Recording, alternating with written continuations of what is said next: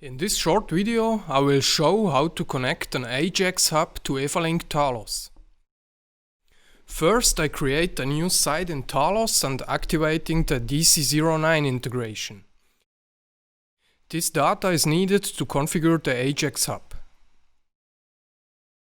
Within Ajax Pro, create an account or log in with your credentials.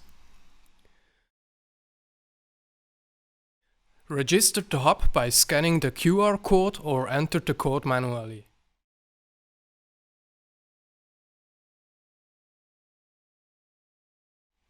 Additionally, add a door protect device, also by scanning the QR code or enter it manually.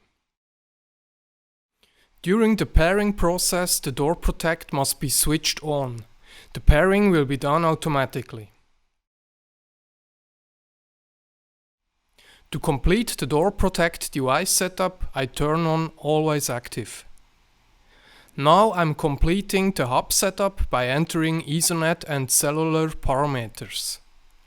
To connect the hub with Talos, the monitoring station has to be configured.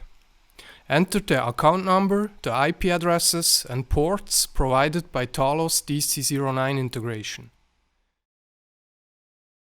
To finalize the integration, add the encryption key and save it.